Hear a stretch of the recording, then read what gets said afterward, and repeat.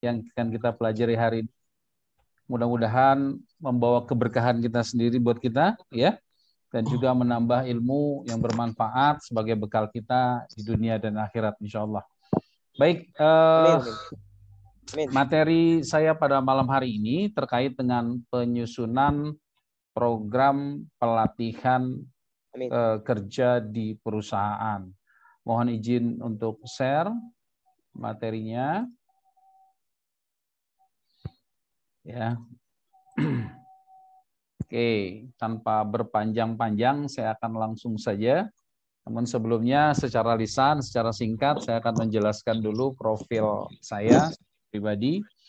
Nama saya Adri Fato, ya, kesehariannya sebagai dosen teknik di beberapa perguruan tinggi swasta di Jakarta. Ya, alhamdulillah malam hari ini berkesempatan untuk bersama dengan Bapak-Bapak sekalian sama-sama mengkaji tentang menyusun program. Ya, jadi sesungguhnya program pelatihan kerja ini menjadi dasar ya bagi kita seorang instruktur untuk bisa meng-create sebuah pelatihan, membangun sebuah pelatihan yang akan kita gunakan di dalam perusahaan kita ataupun kita secara pribadi sebagai seorang instruktur. Ini menjadi poin penting karena memang ada beberapa regulasi yang patut untuk kita pegang, kita pelajari, ya. Namun sesungguhnya regulasi-regulasi itu tidak mengikat karena bentuknya kan cap dirjen ya. Jadi biasanya kalau cap dirjen itu hanya untuk lingkaran atau lingkup bawahnya saja gitu ya. Sementara kita di swasta ini kadang-kadang saya dengan teman-teman di swasta bisa saja menggunakan format dan profil yang lain selama tidak lari atau tidak keluar dari standar kompetensi yang memang menjadi dasar kita untuk menyusun program pelatihan. Baik, selanjutnya di dalam menyusun program pelatihan ini yang sering kali beberapa kali saya mengajar di level 4 terutama.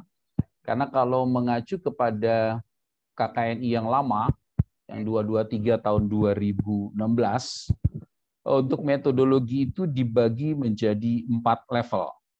Ya, level 3, level 4, level 5, dan level 6. Nah, di level 3 itu, seorang instruktur dikatakan kompeten apabila dia bisa mendelivery materi dengan baik, ya. Kompeten di dalam mendelivery materi. Sementara di level 4 ya meningkat kompetensinya, dia bukan hanya menjadi penyampai yang kompeten atau pendeliver materi yang kompeten, tetapi dia juga bisa membuat program, menyusun program yang dia pastikan program itu bisa berjalan dan dipastikan juga bisa berhasil sampai akhir. Nah, kemampuan lagi di level 4 itu, seorang instruktur itu dituntut untuk bisa mengevaluasi hasil pembelajarannya. Jadi ada 3 loop pekerjaan besar di level 4. Pertama membuat program, mendelivery materinya, lalu kemudian mengevaluasi hasil dari pembelajarannya atau anak pembelajarannya. Nah, di level 5, tambah lagi kompetensinya. Bukan cuma bisa membuat program, ya, mendelivery materi, mengevaluasi, tetapi juga mengelola SDM pelatihan. Nah, di level 6, tambah lagi satu pekerjaan besar, yaitu mengelola LPK, diklat, atau lembaga pelatihan lainnya. Nah, itu jenjang yang ada di metodologi. Nah, terkait dengan penyusunan program pelatihan ini, biasanya yang dilakukan oleh kita sebagai seorang profesional di perusahaan kita masing-masing, kita memulai dengan melakukan analisis kebutuhan pelatihan atau training need analysis yang lebih sering kita kenal dengan TNA gitu ya. Nah, di sini yang pertama kita lakukan adalah kita membayangkan untuk siapa ya dan program pelatihan apa yang akan kita jalankan di perusahaan kita. Jadi bisa saja kita menilai untuk membuat suatu program pelatihan itu misalnya di level operator atau di level supervisor, level pembuat kebijakan. Nah, itu kita lakukan terlebih dahulu ya, kita lakukan analisis itu. Nah, dari sana kemudian kita sesuaikan apakah nanti kualifikasinya sudah ada dalam standar yang diatur oleh KKNI, yaitu kualifikasi nasional, ya, kualifikasi kerja nasional Indonesia, atau diatur oleh standar dengan pendekatan okupasi, atau memang belum sama sekali. Artinya kita perlu melakukan pendekatan pengelompokan dengan melakukan klaster-klaster terhadap pelatihan itu. Nah, ini yang kadang-kadang sering menjadi kesulitan ya. Nah, saya ingin coba membayangkan teman-teman dengan satu proses bagaimana kemudian kita bisa menentukan pelatihan yang berbasis kompetensi ini. Misalnya saya ingin contohkan satu hal ya, saya izin sebentar untuk memperlihatkan SKKNI-nya. Ya, mohon maaf. Nah, ini ada SKKNI tertentu yang akan saya sampaikan. Contohnya ini SKKNI terkait dengan K3 dalam pekerja ketinggian ya, SKKNI 393 tahun 2020. Nah, di sini banyak sekali unit kompetensi yang ada di dalamnya, sehingga nanti kita di dalam mengelompokkan untuk menyusun programnya perlu memperhatikan apa yang disebut dengan peta standar kompetensi. Dan ini biasanya ada, selalu ada di dalam SKKNI terkait ya. Kalau belum ada KKNI-nya, pasti ada SKKNI-nya terkait dengan pemetaan standar kompetensi. Nah, yang menjadi pertimbangan kita nanti setelah tadi kita membayangkan akan membuat satu program pelatihan ya untuk operator misalnya, untuk operator A atau operator B, maka yang perlu kita lakukan pertama adalah mendeskripsikan uraian kerja dari jabatan tersebut. Ya, misalnya kita bandingkan seorang operator alat gali muat misalnya. Ya, alat gali muat itu pekerjaannya apa saja sih? Apa sih yang harus dia miliki? Apa sih harus dia kuasai? Maka kemudian kita mulai mencari standar-standar kompetensinya pada SKKNI tertentu. Nah, di sini misalnya kita membayangkan bagaimana kemudian tenaga kerja kita atau kawan-kawan kita di perusahaan itu bisa merancang sistem keselamatan kerja dalam pekerjaan pada ketinggian. Kita bayangkan deskripsinya yang sudah ada, baik dalam SOP maupun uraian kerja di perusahaan, lalu supaya kemudian dia berstandar kompetensi yang benar sesuai dengan SKKNI, baru kemudian kita cari unit-unit yang sesuai dengan pekerjaannya tadi di dalam SKKNI yang sudah ada.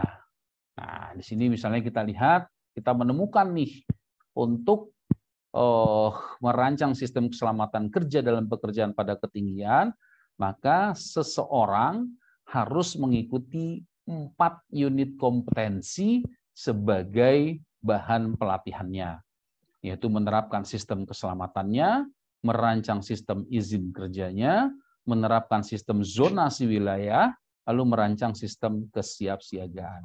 Nah, 4 unit kompetensi ini kemudian bisa dijadikan satu program pelatihan dengan judul Perancangan Sistem Keselamatan Kerja dalam Pekerjaan pada Ketinggian. Nah, disinilah yang kemudian kita harus menguasai SKKNI terkait dengan bidang kerja kita. Sehingga di dalam melakukan perancangan penyusunan program pelatihan kita selalu melihat dalam pemetaan standar kompetensi yang sudah ditetapkan dalam standar kompetensi kerja nasional Indonesia. Nah, kira-kira begitu membacanya. Tapi di SKKNI yang lain ada yang sudah tersusun dalam bentuk okupasi misalnya. Oke, sekarang coba kita lihat di sini ya, di dalam SKKNI dalam bentuk okupasi. Ya, nanti akan tergambar di sini ya aturan main yang sudah ada. Jadi pemaketan SKKNI-nya memang berdasarkan okupasi. Nah, di sini kelihatan nih, ada pelatihan dan pengalaman. Ahli 3, ahli 2, ahli 1. Akan saya perbesar sedikit ya. Oke. Nah, pemaketan SKKNI-nya jadi seperti ini. Ya. Pola sertifikasi ahli ruang terbatas misalnya. Ini SKKNI nomor 326 tahun 2011. Ya. Langsung ada bidang pekerjaannya dia. Bidang pekerjaannya bekerja di ruang terbatas, kompetensinya teknisi ruang terbatas. Nah, ini mengacu pada okupasi tertentu nih, teknisi ruang terbatas. Kode unitnya apa? Kode unit atau bahan-bahan pelatihan atau unit kompetensi yang dia harus jalani adalah ada 3 unit terkait kompetensi umum. Ya, menerapkan peraturan perundangan, memberikan kontribusi, menggunakan alat pelindung, itu sebagai kompetensi umum. Lalu ada kompetensi inti. Ya, ada berapa ini? 7 ya. Ada 7 yang harus dilakukan. Lalu ada kompetensi khusus. Ada 3. Nah, jadi untuk keahlian teknisi ruang terbatas, maka harus mempunyai unit kompetensi, menyelesaikan unit kompetensi sebanyak 13 unit kompetensi. Itu ya, itu terkait okupasi. Jadi kalau mau disebut sebagai seorang teknisi ruang terbatas, maka dia harus mengikuti pelatihan. Ya, begitu juga kalau ada lagi jabatan yang kedua, ahli muda ruang terbatas, ya, AMURT, ya. Apa unit kompetensinya? Ada 2 unit kompetensi umum, ada berapa? 7 kompetensi inti dan ada 3 kompetensi khusus. Begitu seterusnya. Ya, kita tinggal mencari SKKNI. Jadi ada SKKNI yang memang dalam peta kompetensinya belum ditentukan okupasinya, sehingga kita bisa membuatnya dalam bentuk klaster, sebagaimana yang ada di sini tadi. Jadi di sini nanti kita bisa buat jadi klaster perancangan sistem keselamatan kerja dalam pekerjaan pada ketinggian. Nah, itu namanya sistem klaster, non kualifikasi ya, atau non leveling. Kita bikin sebagai klaster. Tapi kalau di sini di SKKNI 326 tahun 2011 tadi sudah ditentukan, sehingga judul pelatihannya sudah ditentukan. Judul pelatihannya apa? Ahli muda ruang terbatas. Yang satu lagi tadi di awal, teknisi ruang terbatas. Nah, inilah kualifikasi yang kadang-kadang membuat kita kesulitan ya. Jadi kita mau bikin pelatihan apa ya? Untuk si ini, untuk si sana, untuk job ini, untuk job itu. Karena penguasaan kita terhadap SKKNI terkait itu belum sempurna. Nah, hari ini saya coba untuk menggambarkan bagaimana kemudian di dalam menyusun itu kita bisa lebih dahulu menguasai sistem sertifikasi, standarisasi kompetensi yang ada pada SKKNI, KKNI maupun SKKNI okupasi. Oke, kira-kira itu penjelasan awal saya terkait penyusunan awal pelatihan kerja di perusahaan. Selanjutnya kita masuk lagi ke ini kita ya. Oke. Setelah itu tadi sudah kita jelaskan tentang kualifikasinya ya. Lalu kita bandingkan sekarang profil kompetensi yang ada dalam kualifikasi kita bandingkan dengan current kompetensi atau kompetensi terkini yang dimiliki oleh orang-orang yang coba kita sasar untuk kita tingkatkan kompetensinya. Dilakukan skill audit.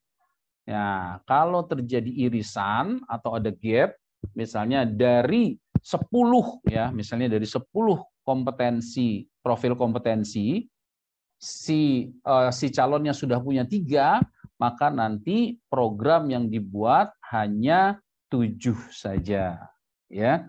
Tapi kalau mau dihitung, udahlah dianggap 0 saja current kompetensinya atau kompetensi kekiniannya, maka seluruh unit kompetensi yang ada di sini harus dimasukkan ke dalam program kompetensi terkait. Nah, jadilah dia kebutuhan pelatihan, kemudian kita tetapkan sebagai program pelatihan, gitu ya.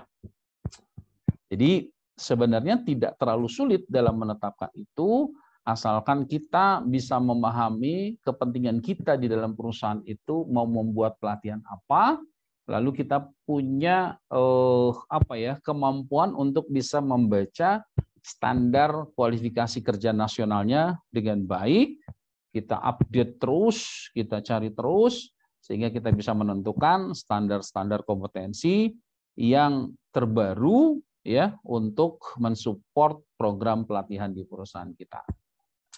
Itu menjadi penting. Nah, kadang-kadang ada juga nih ya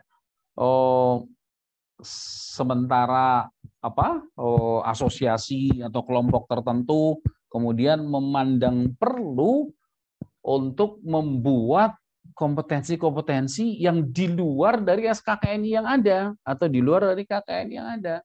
Bisa enggak ya gitu ya, semacam kelompok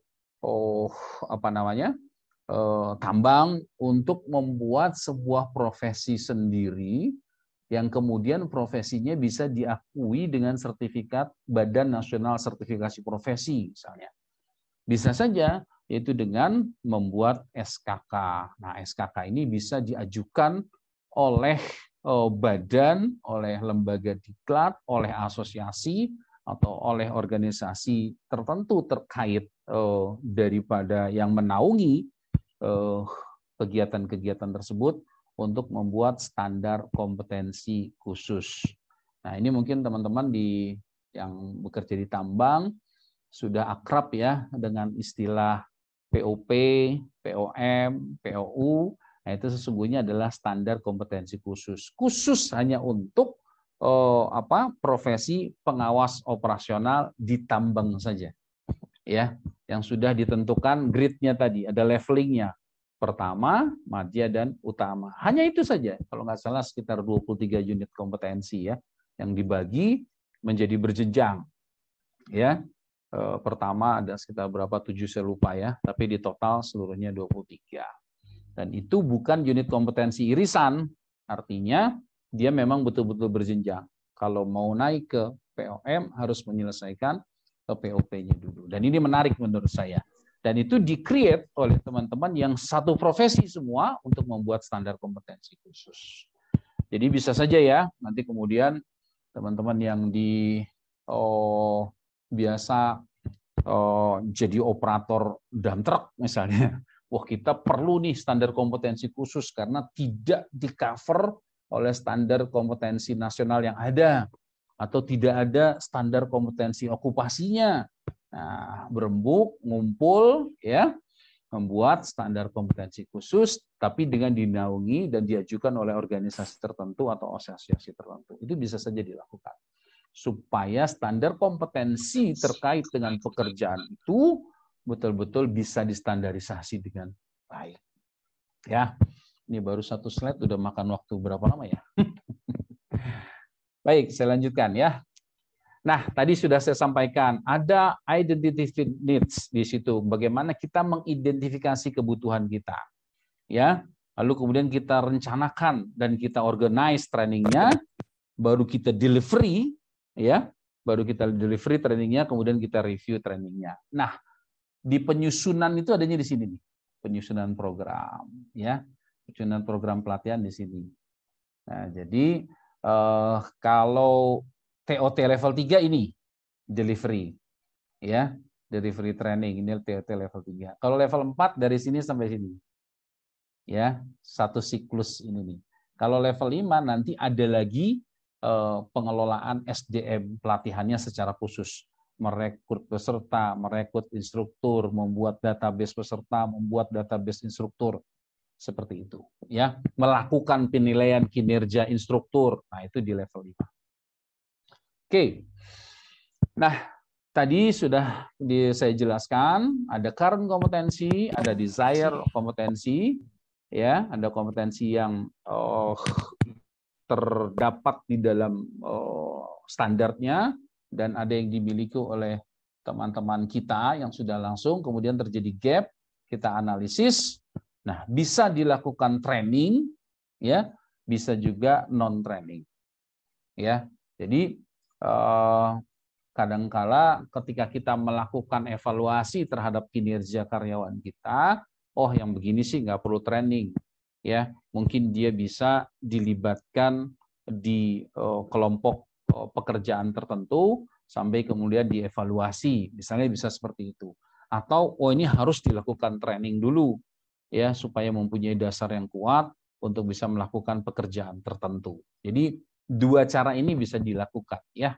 Tidak apa-apa kemudian harus ini perlu training, ini perlu training. Kadangkala perusahaan kita sesungguhnya sudah mempunyai peluang yang cukup besar untuk melakukan pembinaan pendidikan SDM dengan menitipkan orang-orang tertentu pada bagian-bagian tertentu yang kemudian dia bisa learning by doing, melihat dengan program yang juga disusun. Tapi bukan training, ya, disusun, dia hari ini harus ngerjain ini, harus ini ngerjain ini, dan lain-lain, sehingga nanti bisa terstruktur. Oke, nah penyusunan, kita mulai masuk ke teknisnya nih, ya. Ada standar khusus terkait dengan penyusunan program pelatihan ini, yaitu standarnya sekarang sudah berubah, ya, dari SKKNI 161 menjadi SKKNI 333, ya, dengan kode N78 SPS 020122, ya. Jadi N ini adalah kode untuk pelatihan, ya. Nah, jadi urutannya ke-12 nih dari SKKNI, dia urutan ke-12 dari SKKNI 333. Nah, di dalam melakukan penyusunan program pelatihan secara standar ini harus terpenuhi. Dirjen yang dipegang atau yang dikeluarkan oleh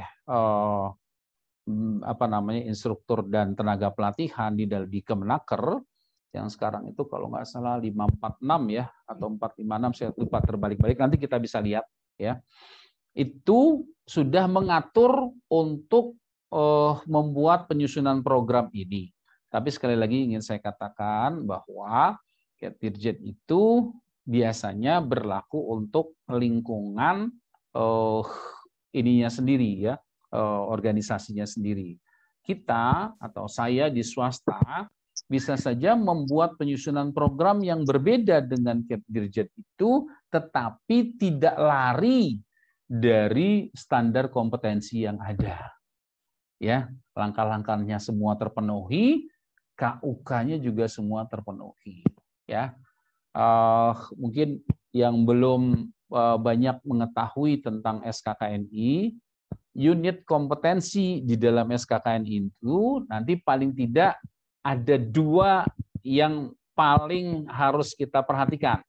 Walaupun kalau mau menguasai 1 unit itu ada 7 variabel, ya, dari kode unit, judul unit, deskripsi unit, elemen kompetensi, kriteria unjuk kerja, variabel, terus panduan penilaian, ya. Tapi paling tidak sebelumnya kita harus menguasai ini dulu nih paling tidak. Nah, ada elemen kompetensi dan kriteria unjuk kerja. Elemen kompetensi ini kalau di SOP Bapak Ibu sekalian itu adalah langkah kerja. Sementara kriteria ini adalah WI-nya atau works instruction atau instruksi kerjanya. Nah, biasanya turunannya seperti ini. Nah, di dalam menyusun standar kompetensi, ya, penyusunan program pelatihan standar kompetensi yang mengacu kepada SKKNI 33 tadi ada 7 langkahnya. Pertama, menentukan kompetensi atau kualifikasi program pelatihan. Tadi udah kita bahas, ya, bagaimana menentukan kualifikasinya. Bisa okupasi, bisa leveling atau KKNI, atau bisa juga dengan klaster. Nah, jadi saya tadi prologkan duluan, ketika kita melakukan kualifikasi, sesungguhnya kita sudah membuat langkah yang pertama dalam penyusunan. Langkah kedua nanti menentukan persyaratan peserta. Langkah ketiga tentunya nanti ini berbicaranya menyesuaikan dengan program yang nanti kita pilih. Nanti saya kasih clue-nya bagaimana kemudian kita menentukan persyaratan peserta. Yang ketiga, kita menyusun kurikulum pelatihannya, lalu menyusun silabus, kemudian menyelaraskan kurikulum dan silabus pelatihan. Kita lihat nanti biasanya penyelarasan ini ya itu diidentifikasi sesuai dengan pemaketan kompetensinya, sesuai nggak nanti ya. Kemudian kurikulum dan silabus dianalisis untuk mengetahui kesenjangannya dengan pemaketan kompetensi. Artinya ketika dijabarkan di dalamnya ada capaian kompetensi yang harus ditarik dari silabus ternyata belum memenuhi, maka perlu dilakukan penyelarasan kembali. Ya, karena biasanya dalam satu unit kompetensi suka atau ada ditemukan unit kompetensi prasyarat. Dan itu harus dimasukkan ke dalam materi pelatihan. Oke, lalu menentukan sumber daya pelatihan. Ya, sumber daya pelatihan itu nanti harus dipertimbangkan berdasarkan faktor keselamatan, mutu, dan proses. Ya, artinya ada bahan pelatihannya, sarana pelatihannya seperti apa, kualifikasi instrukturnya nanti seperti apa. Nah, kemudian yang terakhir kita memvalidasi program yang sudah kita susun tadi. Oke, jadi perbedaannya dengan yang lama ada di sini, di poin nomor 5. Ya, di poin nomor 5, kalau di 33 itu ada penyelarasan kurikulum, di yang lama tidak ada. Ya, nah, ini dipandang perlu karena biasanya antara kurikulum dan silabus itu perlu dilihat lagi apakah kemudian persyaratan kompetensi yang telah ditetapkan itu sudah sesuai. Oke, selanjutnya ya. Nah, ini saya mengacu kepada Capdirjen yang baru. Nah, kira-kira seperti ini nanti ini program pelatihan kita. Kalau disusun dalam satu buku, nah, program pelatihan berbasis kompetensi itu ada nama pelatihannya. Nama pelatihannya tadi kita ambil, kalau yang sudah okupasi, maka tadi mudah. Teknisi ruang terbatas. Nah, itu. Jadi mudah ya. Kalau nama pelatihan untuk standar SKKNI okupasi itu langsung ya, nama pelatihannya apa? POP, nama pelatihannya apa? POM. Selesai itu. Ya. Tapi untuk yang klaster kita perlu effort sebagaimana yang saya sampaikan tadi, ya, melihat peta kompetensinya, lalu kemudian mencari unit-unit kompetensi yang saling terhubung, lalu kita kelompokkan dan kemudian kita beri penamaan. Nah, penamaannya sendiri ada kaidah-kaidahnya. Saya pikir kaidah-kaidahnya agak sulit dijelaskan malam ini karena ceritanya akan panjang. Tapi paling tidak penyusunan nama pelatihan itu harus memperhatikan target dari peserta pelatihan kita. Contoh, begini ya Bapak-Bapak sekalian, kadang-kadang kita membuat pelatihan itu misalnya mengoperasikan peralatan pertambangan ya atau penambangan, mengoperasikan. Nah, ini kalau dilihat dari kata kerjanya, ini adalah kata kerja performatif, mengoperasikan. Nah, biasanya kata-kata kerja yang seperti ini dipakai sebagai kata kerja yang menjadi pekerjaannya operator. Melakukan, mengoperasikan, mengangkat. Nah, sehingga di dalam, nanti ada kaitannya dengan persyaratan peserta pelatihan. Di dalam membuat persyaratan peserta pelatihan harus melihat kata kerja yang tadi digunakan. Ya. Sebab saya pernah ketemu juga begini nih. Ya. Kata kerjanya sebagai penyelenggara pelatihan misalnya, ya. Tapi di unit kompetensinya ada satu unit kompetensi yang kemudian isinya adalah menganalisis pemasaran misalnya. Nah, itu kan nggak mungkin dilakukan oleh level kerja 2, sementara pekerjaannya sudah masuk ke analisis. Nah, itu harus diperhatikan nanti dalam membuat persyaratan. Ya, oke, ini kira-kira kerangka kita di dalam menyusun program pelatihan berbasis kompetensi. Tentunya nomor 1, 2, 3, 4 dan seterusnya ini mempunyai keterkaitan secara sequence, ya, secara alur itu punya keterkaitan, ya. Nanti kita lihat, ya. Oke, nah ini tadi sudah kita sampaikan nama program pelatihan. Nah, kualifikasi ini yang saya katakan tadi, ya. Kualifikasi di level operator itu 1 sampai 3. Di technician analysis itu dari 4, 5, 6. Untuk expert itu 7, 8, dan 9. Nah, jadi ini harus kita perhatikan. Kalau kita menyusun pelatihan yang kualifikasinya 3 ke bawah, maka persyaratannya juga harus disesuaikan. Ya, jangan sampai persyaratannya di sini S1 gitu loh. Sayang kan?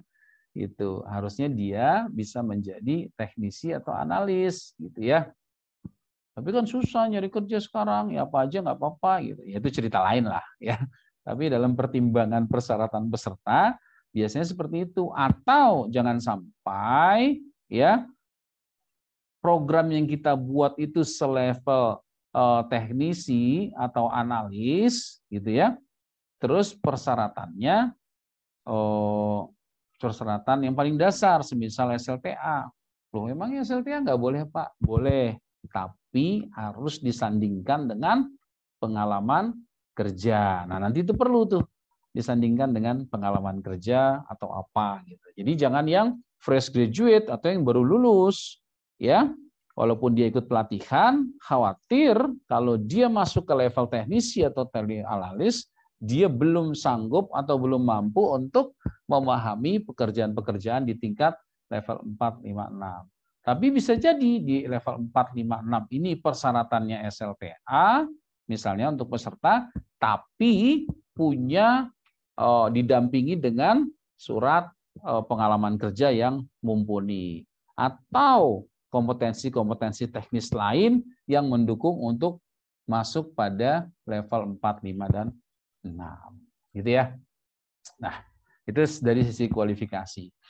Nah, kalau expert itu bahkan ada dalam dunia akademis, level 9 ini sering disandingkan dengan levelnya filosofis ya, levelnya doktor gitu ya.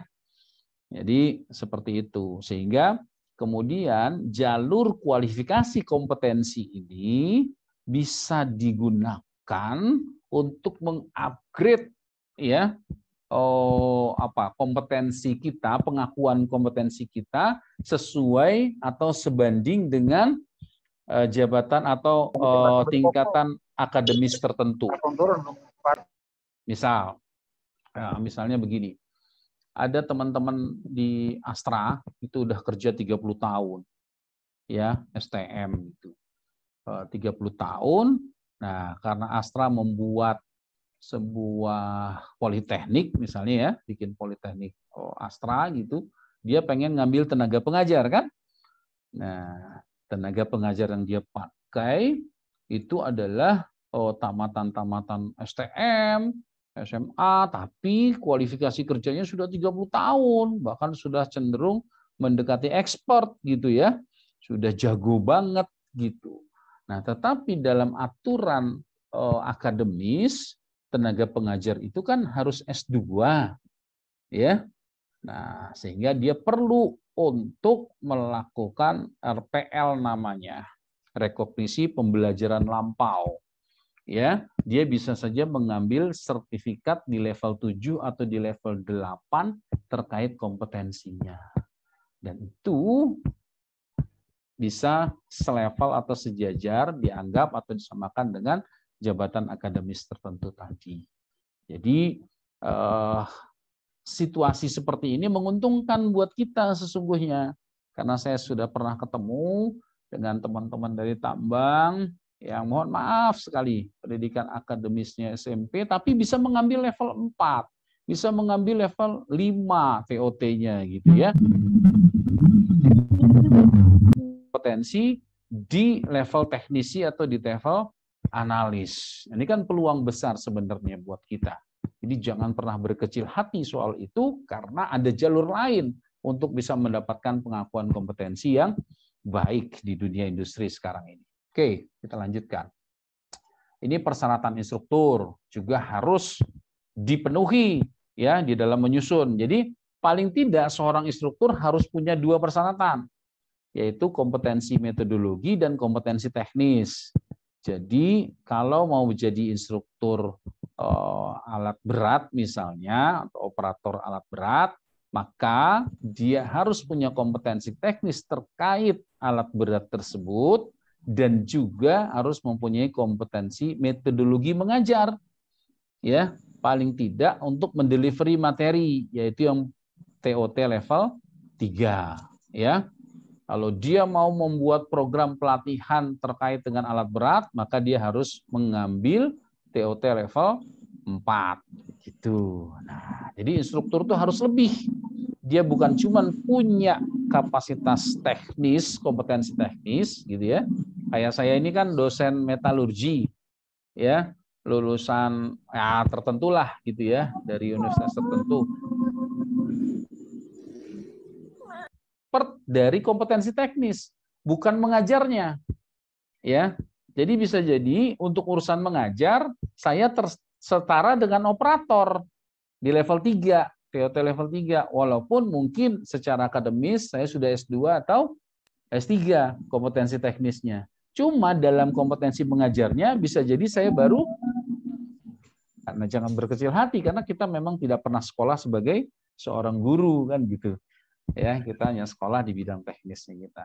Kadang-kadang ada teman-teman yang juga sudah merasa, loh saya kan sudah S2, sudah S3, kok ikutnya TOT level 3 gitu. Nah, jadi harus dibedakan ya antara kompetensi teknis dengan kompetensi metodologi. Oke. Nah, batasan-batasan yang harus dipenuhi oleh calon peserta ini ketika kita bicara persyaratan peserta. Biasanya usia, pendidikan formal ya. Formal minimalnya seperti apa yang tadi saya sampaikan. Kalau kita ingin membuka peluang lebih besar, maka taruhlah pendidikan formalnya itu yang paling banyak nih tenaga kerja yang dibutuhkan, misalnya lulusan SMP, lulusan SMA, tapi disandingkan dengan pengalaman kerja misalnya. Ya, jadi teman-teman di perusahaan itu sebaiknya tidak menolaklah ya saudara-saudara kita yang tamatan ya yang kualitas strata pendidikannya masih di bawah, tapi mungkin bisa kita create lebih bagus lagi dengan program pelatihan-pelatihan yang baik gitu. Sebagai contoh begini, saya pernah menyusun program pelatihan untuk seorang yang tidak pernah sekolah tapi bisa mendapatkan sertifikat expert di bidang perkebunan atau di bidang pertamanan. Jadi saya meminta kepada salah satu hotel untuk membuat program pelatihan berbasis kompetensi tukang kebun hotel. Ya dimulai dari level 2, kemudian level 3, level 4. Pesertanya siapa? Ya orang-orang yang nggak usah sekolah nggak apa-apa. Atau yang tamatan SMP boleh. Gitu. Atau yang putus sekolah boleh. Gitu. Kan sederhana banget kan nggak butuh macam-macam kecuali dan mau gitu. Nah ini teman-teman di perusahaan-perusahaan besar nanti bisa tuh meng-create gitu tuh. Saudara-saudara kita yang belum kerja, banyak di luaran segala macam, kualifikasi pekerjaannya juga nggak mencukupi, nggak mumpuni, ya mau jadi operator alat berat, SIM-nya nggak cukup atau apa segala macam lah. Di sekitar lingkungan perusahaan tuh banyak saudara-saudara kita yang mungkin belum mendapatkan kerja, bisa kita buatkan tuh program pelatihan yang berbasis kompetensi tapi levelnya di bawah tadi dan tidak memerlukan kompetensi khusus terkait dengan analisis dan lain-lain. Ya, dia bisa cuma mau mengoperasikan, melakukan, membawa misalnya.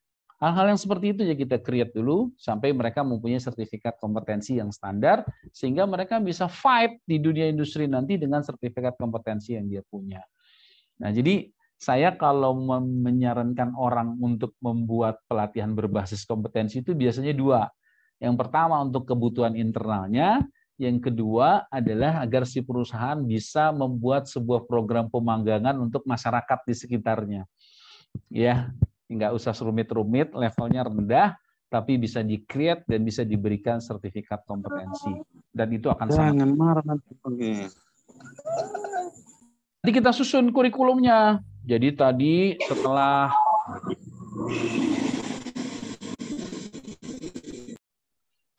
peroleh dari unit kompetensi di SKKNI, kita susun kurikulumnya. Apa sih kurikulum itu? Kurikulum adalah sejumlah, ingat ya, sejumlah artinya bukan satu nih, sejumlah unit kompetensi yang dipaketkan terdiri atas beberapa unit kompetensi atau non-unit kompetensi dan on the job training OJT yang harus dipelajari oleh peserta pelatihan dalam suatu proses pelatihan. Nah, ini yang saya bilang menarik nih kurikulum ini. Artinya kalau tadi kita ingin membuat pelatihan berbasis kompetensi, pertama untuk internal kita, jabatan deskripsi, job deskripsi tertentu misalnya, operator A, operator B. Atau kemudian juga kita ingin membuat program pelatihan untuk saudara-saudara kita yang belum bekerja gitu. Kasih satu unit kompetensi teknis.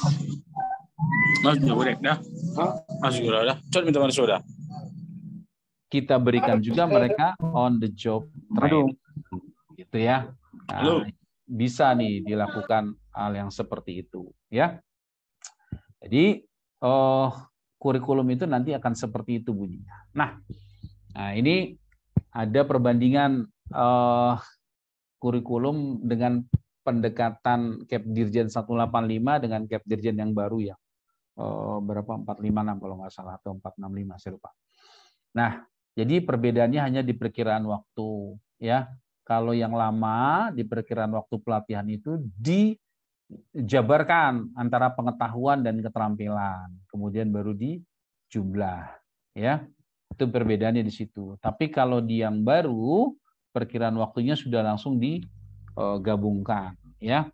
Jadi satu satuan waktu saja, tidak lagi melihat pengetahuan dan keterampilan. Tapi bukan berarti tidak diajarkan ya antara pengetahuan dan keterampilan, diajarkan, cuman porsinya itu tidak bisa ditentukan di awal nanti. Jadi seperti itu. Yang terpenting adalah tetap mengacu kalau memang berbasis kompetensi, maka tetap harus ada indikator pengetahuan yang dicapai, ada indikator keterampilan yang dicapai, ada indikator sikap kerja yang dicapai. Nah, perbedaannya hanya seperti ini saja ya, antara yang lama dengan yang baru.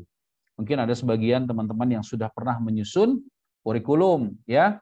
Jadi tadi unit-unit kompetensi yang sudah kita pilih, kita masukkan. Kalau dia memang berasal dari SKKNI, KKNI ataupun SKK, kita masukkan sebagai kelompok unit kompetensi.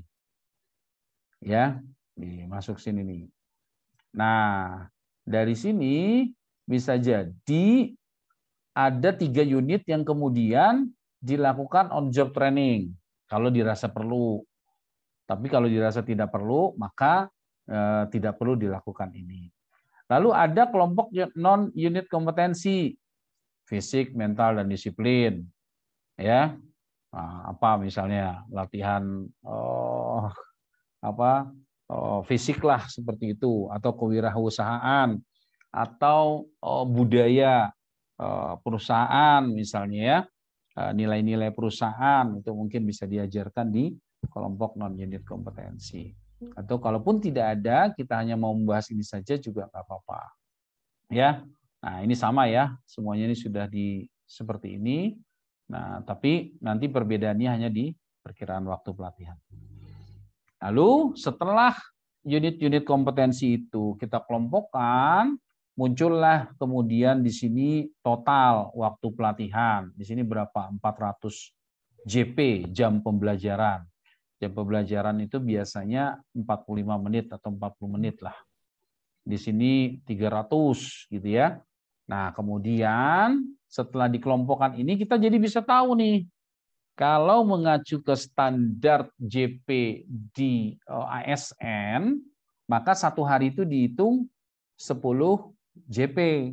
Nah, kalau 400 JP, maka dia berapa hari nih? Jadi 40 hari ya pelatihannya. Gitu ya. Nah, 300 JP ini menjadi 30 hari pelatihannya. Seperti itu. Ya, jadi sudah bisa kita plot nih. Cuman rasanya kalau di swasta jarang ya. Ada yang bikin pelatihan sampai 40-30 ya. Pasti langsung nggak usah. Ya, biasanya pelatihan paling lama ya 1 minggu gitu ya. Menyesuaikan dengan kebutuhan perusahaan juga. Nah, nanti dari setiap unit kompetensi ini untuk mengajarkannya perlu kita jabarkan. Ya, apa saja yang mau kita capai dari satu unit kompetensi itu? Penjabarannya ada di mana? Ada di silabus. Jadi silabus adalah uraian pokok. Nah, uraian ya. Uraian pokok tentang elemen kompetensi, kriteria unjuk kerja, materi pelatihan tentang pengetahuan, keterampilan, dan sikap kerja, serta jam pelatihan yang harus disampaikan oleh pelatih kepada peserta dalam proses pelatihan. Itu silabus. Nah, jadi untuk yang baru seperti ini nih, bagi yang sudah pernah ikut TOT mungkin agak aneh nih. Ini kenapa jadi berbeda ya dari yang biasanya diajarkan? Biasa diajarkan itu untuk pengetahuan dapat menjelaskan cara, untuk keterampilan mampu ya, untuk apa namanya sikap harus disiplin, cermat, bla bla bla gitu ya. Seperti itu. Sekarang agak berbeda ya. Jadi di silabus yang baru ada elemen kompetensi. Ini tetap dimasukkan semua. Ya, berapa EK? Sekian, masukkan. Ya, di copy paste. Lalu ini di apa namanya? Di brainstorming atau diolah sedemikian rupa untuk mencari capaian dari unit kompetensinya. Ya. Nah, ini gabungan dari aspek kunci dari elemen kompetensi. Jadi elemen kompetensi ini diperas nih. Ya, kalau tadi misalnya satu mengkomunikasikan tentang nilai-nilai perusahaan atau tempat pelaksanaan pelatihan, yang kedua mengkomunikasikan informasi tentang tugas, proses, peristiwa atau kejadian, maka capaian yang diambil adalah ketepatan dalam menyiapkan dan menyampaikan gagasan serta mendengarkan secara aktif ketika berkomunikasi baik verbal maupun nonverbal. Jadi ini dipres dari sini ya. Di sini diambil komunikasi tentang nilai-nilai perusahaan, masuk. Di sini mengkomunikasikan informasi tentang tugas, peristiwa. Nah, di sini mengkaitkannya dengan aspek kritis dan aspek kunci yang ada di dalam unit kompetensi.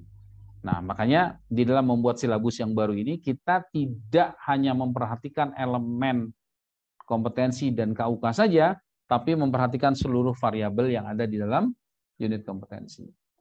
Lalu kita munculkan kriteria capaian. Untuk bisa mencapai unit kompetensi ini, kriteria capaiannya apa?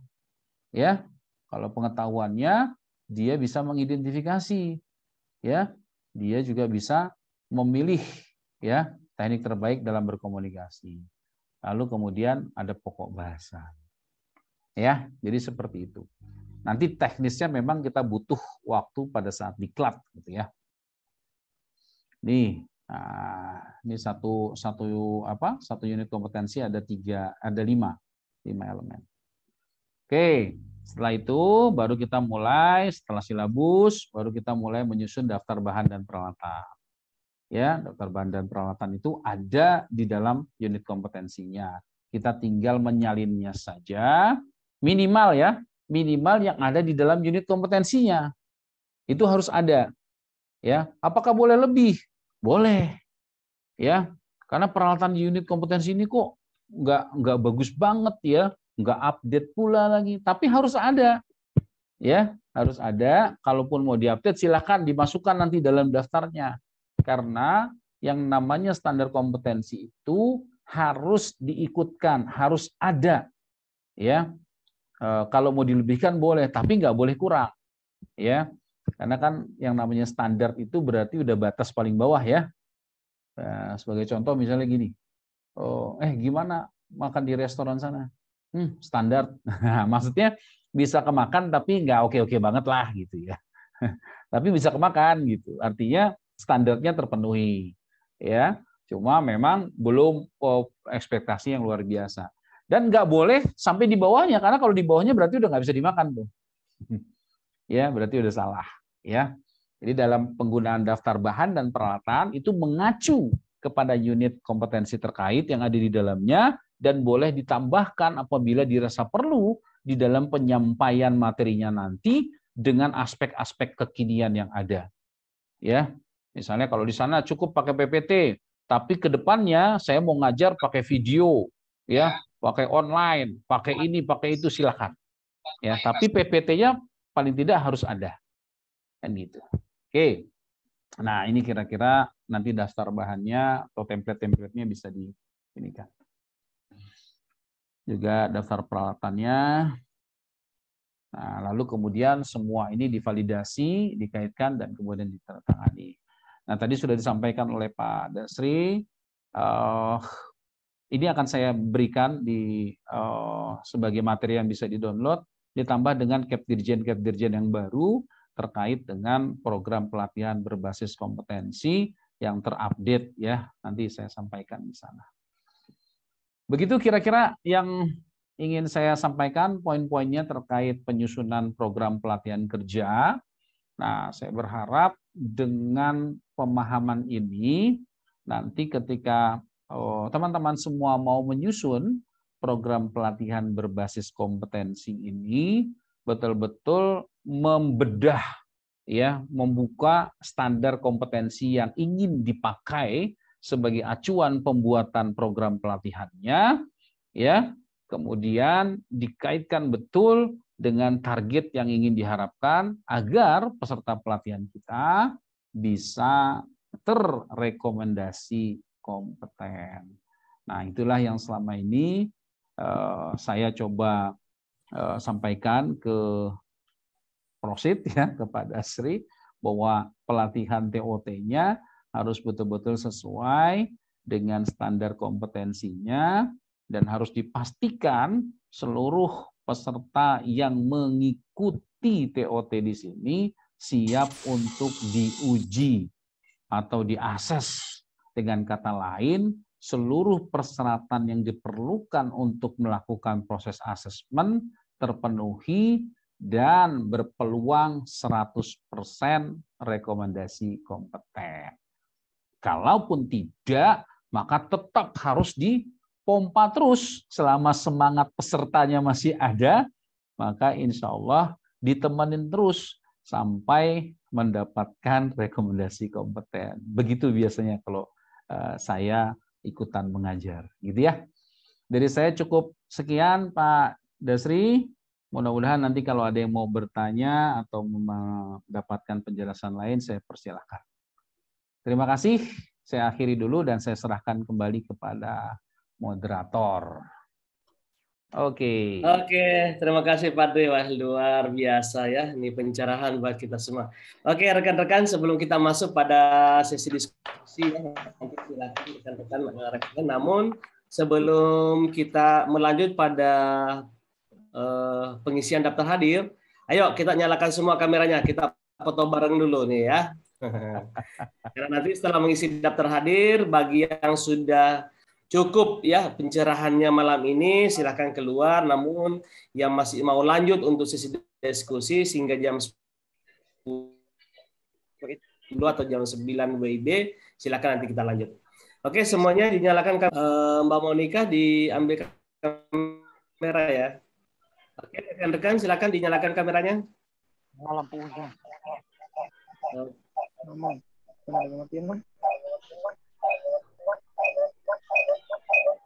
Oke.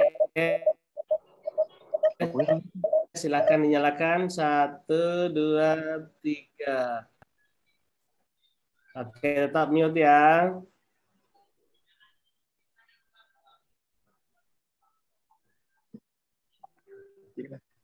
Udah kah? Oke. Jadi Ya, rekan-rekan tetap mute ya rekan-rekan ya. Nah, ini. Oke.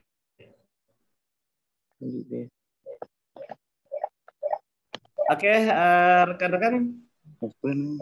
kita lanjut ya. Jadi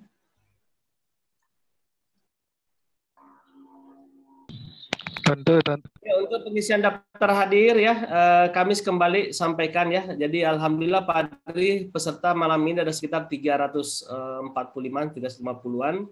Rekan-rekan yang untuk pengisian daftar hadir ya, silakan nyalakan barcode-nya ya, scan barcode-nya dari sekarang dan nanti kami akan sebarkan untuk link. Bagi rekan-rekan yang tidak memiliki barcode scanner, nanti silakan mengambil link untuk daftar hadir di chat Zoom ya. Oke, sekali lagi harap mengisi email dengan benar, jadi nggak usah buru-buru ya. Silakan mengisi email yang aktif ya, agar nanti sertifikat rekan-rekan bisa terkirim ke email tersebut ya. Nama silakan diisi nama secara lengkap ya. Kalau mau pakai title silakan, mau tidak pakai title silakan ya, tergantung dari rekan-rekan sertifikatnya mau tertulis siapa di sana ya. Kemudian silakan nanti nomor WA-nya dimasukkan dan setelah semua formulir diisi, rekan-rekan silakan mengklik submit ya.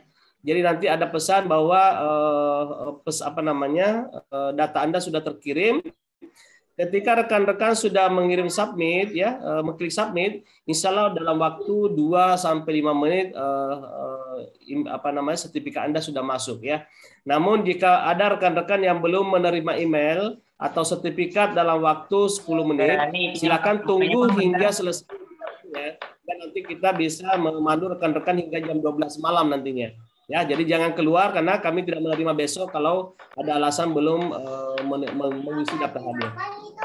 Untuk sertifikat nanti akan seperti ini ya, yang rekan-rekan akan terima. Dan kami ingatkan rekan-rekan, maaf di mute dulu. Ya.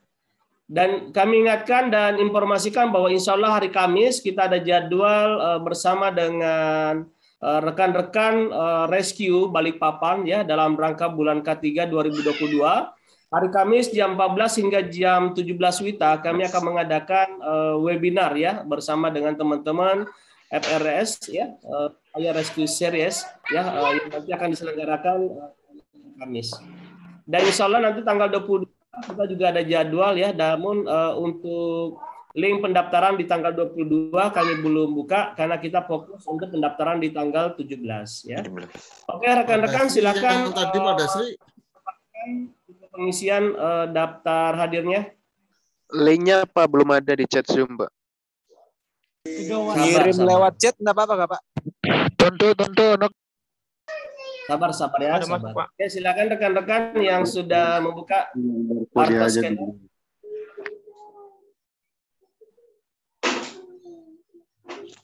Saya Zoom pakai HP, Pak.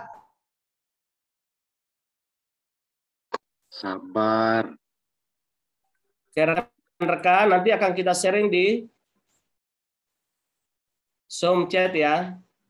Oke, rekan-rekan yang menggunakan barcode scanner, silakan 1, 2, 3, 4, 5. Oke, untuk selanjutnya nanti silakan rekan-rekan mengambil di chat Zoom ya. Oke, untuk penanya pertama silakan Pak Jul Zahbar. Silakan open kamera. Ya, terima kasih Pak Des. Baru mengisi link absen tadi. Ya, selamat malam Pak Adri. Selamat malam. Ya, izin Pak ya, mau bertanya. Perkenalkan Pak, nama saya Jul Sabar Pak. Saya dari PT Baramulti. Kebetulan posisi saya sebagai safety group leader di PT BCSR-nya. Nah, ini cukup menarik Pak materi malam ini. Kebetulan saya sendiri di tanggal 21, 23 ini Pak akan melaksanakan TOT. Jadi ya memang saya ingin cari ini materi buat persiapan saya sendiri buat TOT-nya gitu loh Pak. Nah, kebetulan kan Pak di perusahaan saya sendiri juga selama ini teman-teman dari departemen lain, termasuk dari mitra kerja kami juga. Nah, saya juga sering membawakan materi pelatihan ke mereka, seperti kayak training first aid, terus fire. Kedua, kebetulan saya sudah menyelesaikan kompetensi POP, terus petugas P3K dengan implementasi SMKP. Jadi kebanyakan juga Pertanyaannya, saya di kantor banyak menyampaikan materi-materi itu, Pak. Nah, mungkin pertanyaan saya sih, Pak, apakah di safety untuk TOT-nya apa bisa seperti itu dia, Pak? Kan kalau kayak trainer operator kan enak dia tuh materinya dia membahas masalah terkait pengoperasian unit dengan sistem pengoperasian yang lainnya. Nah, kalau di safety saya belum ada gambaran sama sekali, Pak, gitu loh, Pak Adri. Oke, terima kasih. Oke, Pak Adri, sebelum kita lanjut, kita ada satu penanya lagi, Pak Adri, ya, biar sekaligus. Jadi poinnya Pak Jul tadi udah ditangkap, Pak Adri, ya. Oke, silakan Pak Sumarna. Ya, terima kasih Pak Dasi, Pak Adri. Terima kasih. Pak Sumarna. Oke, Pak Sumarna kayaknya lagi sibuk ngisi daftar hadir. Oke, kita lanjut dulu ke Pak Arif Santoso. Silakan Pak Arif.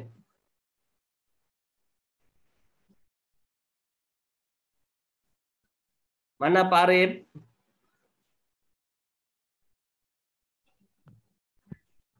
Pak ini pada sibuk ngisi daftar hadir nih Pak. Nah, selanjutnya Pak Antonius, silakan Pak Antonius, silakan dibuka kamera dan mic-nya. Oke, terima kasih. Selamat malam Pak Dasri dan Pak Adri.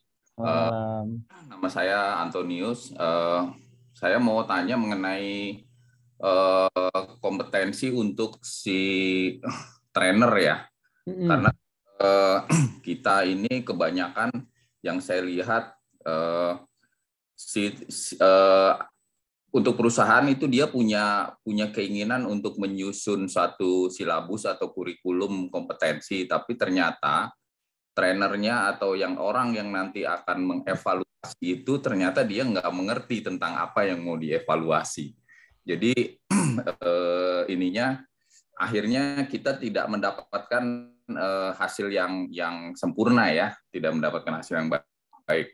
Terus kemudian yang kedua karena seringkali juga saya lihat untuk kecelakaan di tambang ya itu kebanyakan terlihat karena si operator itu tidak kompeten atau orang yang bekerja di lapangan itu tidak kompeten. Nah setelah diusut ke belakang ternyata pelatihan yang dia dapatkan yang harusnya tadinya misalnya seperti Bapak pernah bilang harusnya misalnya 40 jam itu ternyata baru 30 jam terus udah di stop dan dia diharuskan untuk ke lapangan karena tujuannya untuk mencapai target produksi ya Pak. Jadi kira-kira gimana ya Pak saran Bapak untuk itu? Terima kasih. Selamat malam.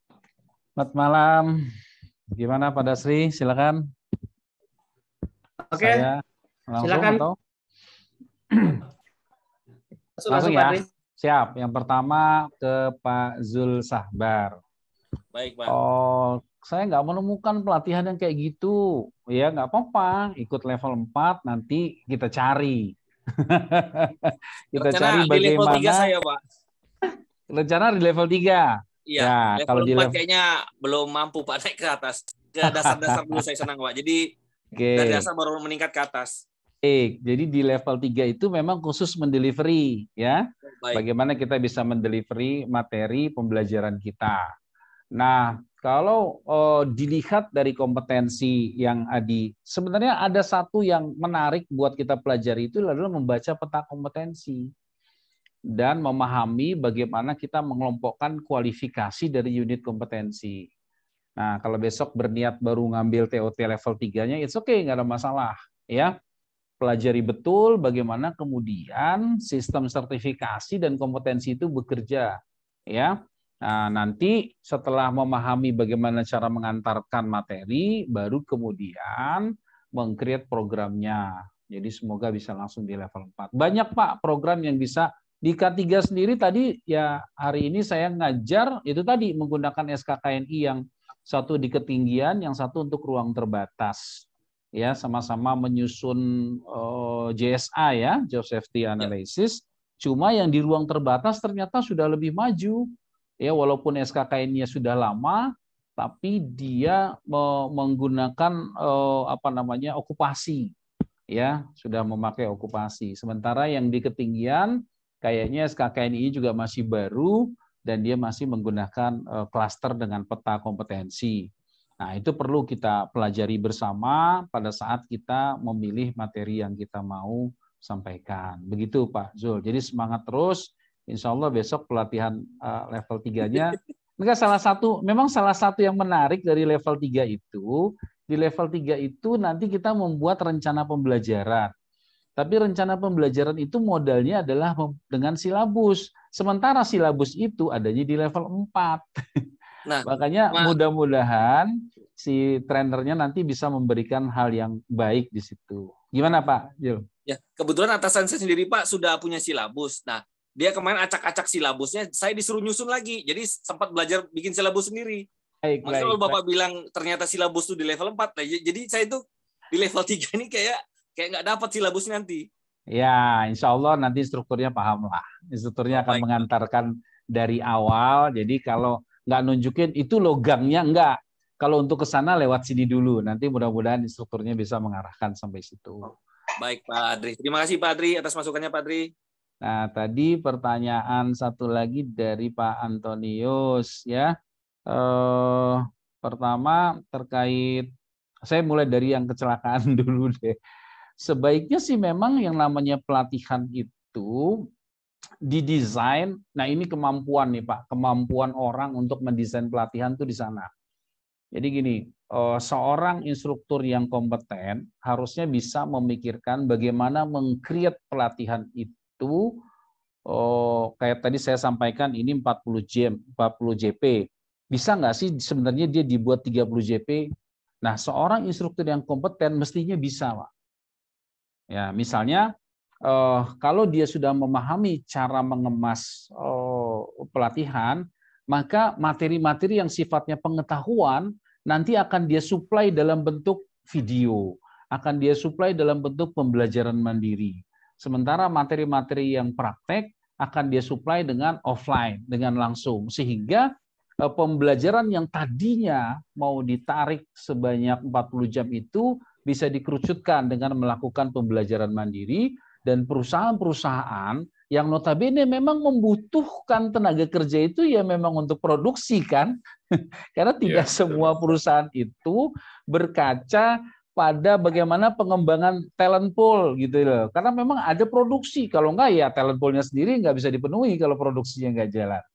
Nah makanya di sini pentingnya nih, saya sepakat dengan Pak Dasri itu sering melakukan pelatihan level 4 itu, supaya kita tuh ngerti gitu loh, gimana bikin pelatihan yang efektif, ya, jamnya singkat, padat, materinya sempurna, bagus, baik, tanpa mengganggu ritme jadwal pekerjaan yang ada di perusahaan. Misal, level 4, kalau di ASN itu 1 bulan.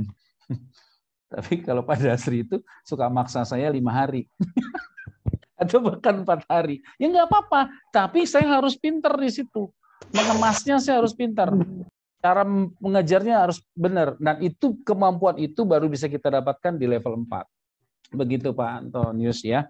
Yang pertama tadi saya agak sedikit lupa terkait apa ya Pak Antonius ya. Pertanyaan Pak Antonius yang pertama. Ya tentang ini Pak, tentang trainernya ya. Dia kan nanti trainer. ada harus mengevaluasi itu ya Pak. Oke, betul. Nah di level 4 jadi sebenarnya saya baru, bukan ini Pak ya, bukan ingin mengecilkan yang TOT level 3. Level 3 itu memang pakai golok lah. Iya, tadi langsung katanya. Level 3 itu memang fungsi kompetensinya baru mendeliver, Pak. Nah, kalau di level 4 itu ada 3. Level 4 itu membuat program, mendeliver, dan mengevaluasi hasil pembelajaran. Nah, di situ Pak sebenarnya. Jadi jangan sampai seorang bisa menyampaikan materi, tapi tidak bisa mengevaluasi materi yang sudah disampaikan. Nah itu sebenarnya ada di level 4, dan pendekatan yang dilakukan adalah pendekatan asesmen yang dimiliki oleh asesor. Nah itu yang perlu disampaikan. Jadi pemahaman seorang instruktur terhadap metodologi pelatihan itu harus paripurna. Ya. Kalau sudah sampai di level 4, maka dia sudah punya 3 pekerjaan dasar seorang instruktur. Pertama, membuat programnya, menyampaikannya, lalu mengevaluasinya. Tapi kalau di level 3, rasanya memang kompetisinya belum sampai, Pak. Ya, belum sampai. Jadi paling tidak, kalau mau menetapkan instruktur yang bisa mengevaluasi, ya sebaiknya memang di-upgrade lagi sampai ke level 4, karena di situ ada materi evaluasi. Gitu ya Pak Antonius. Maka Pak instruktur tuh sebaiknya memang, kalau cuma sekedar mendelivery, menyampaikan materi, sampaikan dong materi ini. Oh, dia merencanakannya dulu. Berapa menit saya nyampaikan? 90 menit. Oke, buat PPT-nya selama 90 menit. Segini, jalan. Itu bisa. Tapi untuk mengevaluasi hasil pembelajarannya seperti apa, dan membuat asesmen terhadap pesertanya kayak gimana, itu adanya di level 4. Jadi perlu di-upgrade memang, ya, atau perlu dilakukan pembelajaran terkait dengan mengevaluasi hasil pembelajaran. Begitu Pak Antonius. Oke Pak, terima kasih, mantap. Terima kasih banyak. Ya, selamat malam. Ya, selamat malam. Terima kasih Pak Antonius. Oke, selanjutnya Pak Ruslan, silakan Pak Ruslan dibuka kamera dan mic-nya Pak.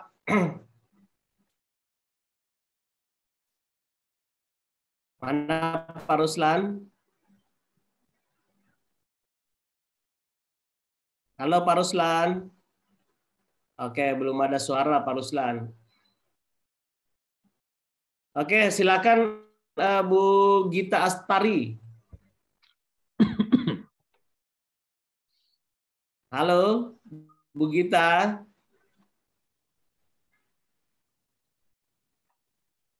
Halo, Bu Gita. Selamat malam. Oh, enggak ada kayaknya nih. Selanjutnya Pak Yusuf Marendeng. Silakan Pak Yusuf.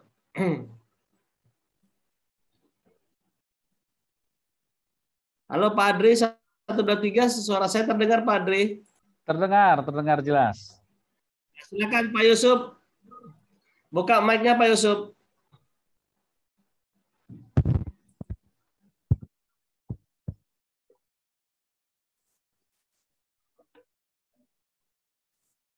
Mana Pak Yusuf? Silakan lanjut Pak Yusuf. Ya.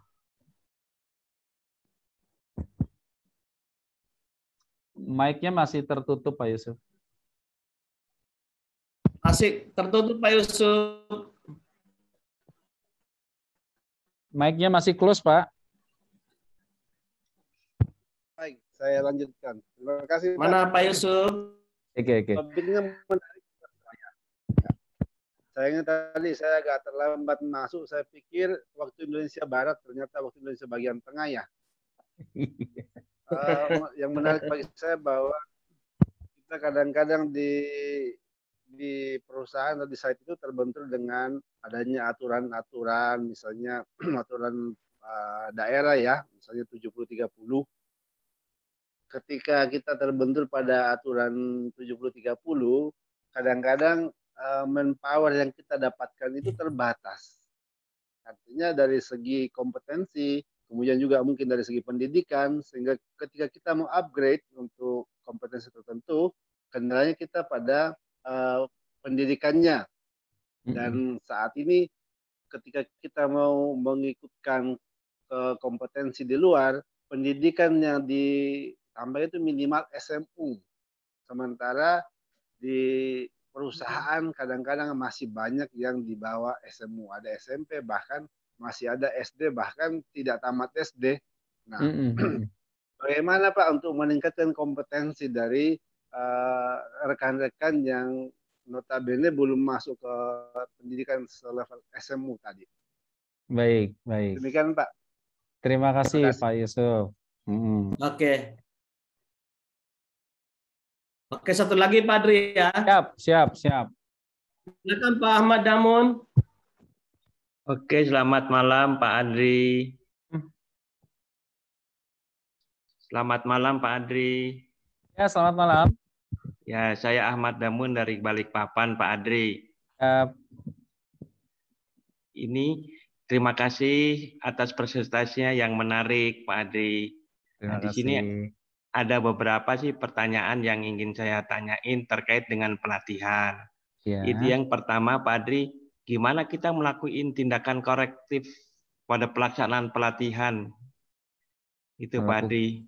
Tindakan Ya. korektif ya. Ya, terus yang kedua, gimana cara kita itu untuk memonitoring pelatihan itu sendiri, Pak Adri? Mohon memonitoring, siap. Ya, mungkin itu 2 pertanyaan dari saya aja, Pak Adri. Terima kasih. Terima kasih, Pak Damun. Langsung, Pak Dasri? Oke, lanjut Pak Adri. Oke. Langsung lanjut. Pertama, Pak Yusuf. Ini saya pernah ketemu loh, Pak. Saya mau cerita dulu nih. Saya nguji pelatihan itu tamatan SMP, Pak.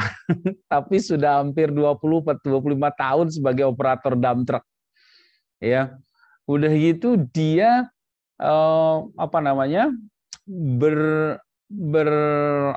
training publik itu dengan S3 dari UI dan S2 dari UI. Ini menarik banget nih. Cara ngajarinnya agak unik ini. Karena yang pertama harus dipompa ini kan psikologisnya nih. Ya kan? Psikologisnya langsung drop nih ngelihat teman-teman pelatihannya seperti ini. Nah, jadi di situ memang kita perlu mendampingi saudara-saudara kita tadi yang notabene akademisnya atau pendidikan strata akademisnya itu di bawah dari SLTU, SLTA, itu dengan sertifikat kompetensi yang bertahap, Pak. Ya, misalnya persyaratan untuk DTOT level 3 itu kan bisa komputer gitu. Nah, maka kita dampingi dia. Kita suruh dulu atau suruh kita ikutkan dulu dia dengan mengikuti pelatihan komputernya misalnya. Seperti itu. Sehingga nanti bisa terupgrade juga, dia bisa ikut pelatihan lain. Nah, di samping itu orang-orang yang tadi sudah terlibat sebagai instruktur yang menyusun program pelatihan juga membuat persyaratan program pelatihannya itu lebih fleksibel. Jadi jangan menurut saya jangan terlalu cari aman juga gitu ya. Wah, ini sih nggak bisa kalau nggak diikuti oleh SLTA gitu.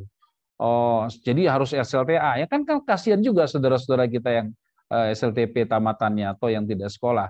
Nah, biasanya kita harus agak fleksibel di situ. Kita buatkan pelatihan yang memang persyaratannya itu minimal SLTA atau SLTP dengan sertifikat pelatihan, dengan pengalaman kerja, dengan kemampuan ini, kemampuan itu. Artinya ada replacement test di awal yang harus terpenuhi oleh saudara-saudara kita tadi. Nah, kalau replacement testnya tidak terpenuhi, maka buatlah pelatihan terkait dengan hal-hal yang tadi tidak terpenuhi. Sehingga dia bisa mengupgrade terus dan tidak putus di situ. Kan kasihan juga kalau dia putus di situ gitu loh. Nah, jadi justru ketika dia mau masuk ke pelatihan tertentu kemudian terhambat oleh persyaratan akademis tapi bisa didampingi dengan persyaratan kompetensi yang lain, nah itu bisa terbantu. Kalau persyaratan kompetensi dulu belum terpenuhi, maka buatlah program pelatihan terkait dengan persyaratan kompetensi itu tadi. Nah, itu mungkin salah satu cara yang perlu bisa dilakukan. Makanya ada beberapa program pemerintah terkait pemagangan itu kan, yang kemudian diminta perusahaan-perusahaan tertentu membuat program pemagangan untuk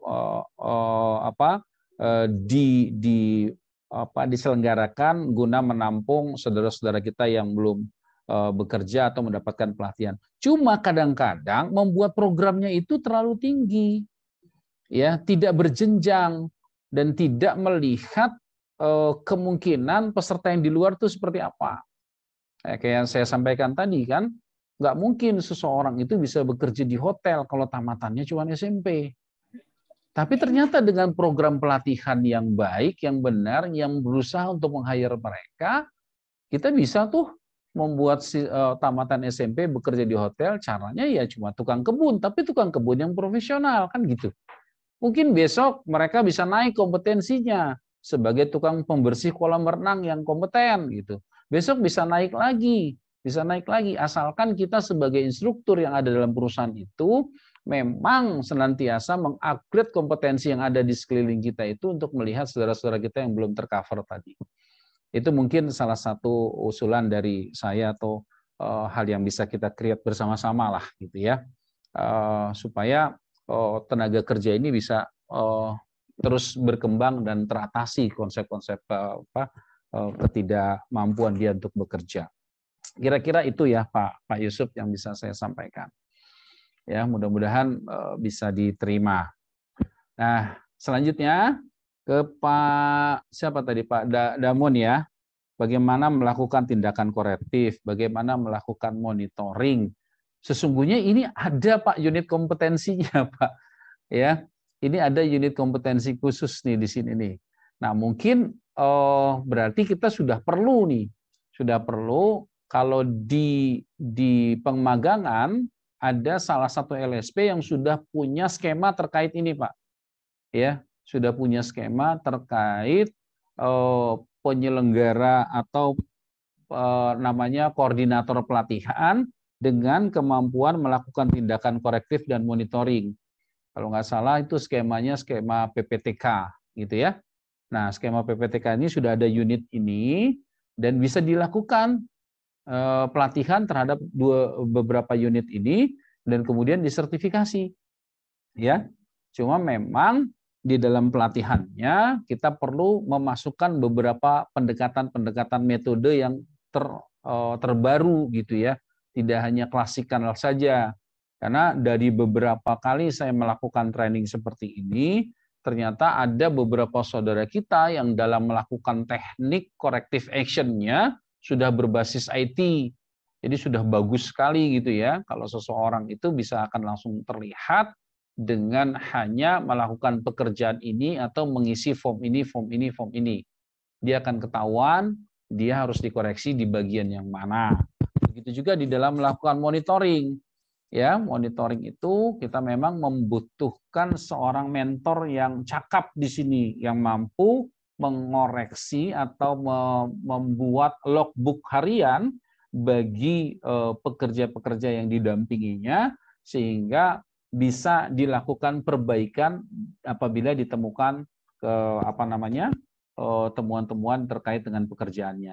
Jadi sebenarnya dua unit ini saling berkaitan. Yang pertama dilakukan monitoring, begitu ada temuan, bagaimana kemudian menyelesaikan temuan ini dengan melakukan corrective action. Nah, corrective action ini juga harus disertai dengan judit yang jelas.